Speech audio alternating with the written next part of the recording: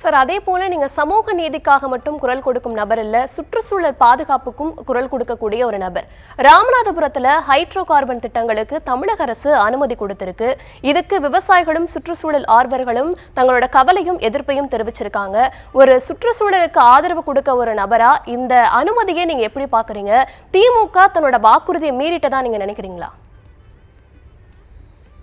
தமிழ்நாட்டில் methane, hydrocarbon போன்ற மக்களுடைய வாழ்வாதாரத்தை பாதிக்கக்கூடிய எந்த ஒரு நாசகர திட்டத்துக்கும் அனுமதி அளிக்கக்கூடாது என்பதுதான் எங்களுடைய கட்சியினுடைய நிலைப்பாடு. அதை வலியுறுத்தி நான் சட்டமன்றத்திலும் பேசியிருக்கிறேன். ராமநாதபுரத்தில் நீங்கள் குறிப்பிட்டது போன்று ஹைட்ரோகார்பன் திட்டத்துக்கு அனுமதி கொடுத்ததாக வந்த செய்தியை தொடர்ந்து நான் ஒரு அறிக்கையை வெளியிட்டேன்.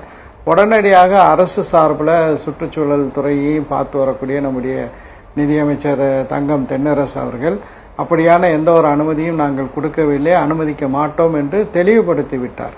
எனவே தமிழ்நாடு அரசு அதில் உறுதியாக இருக்கின்றது என்பது அந்த நிதியமைச்சர் அவர்களுடைய அறிக்கையிலிருந்து நமக்கு தெரிய வருகிறது.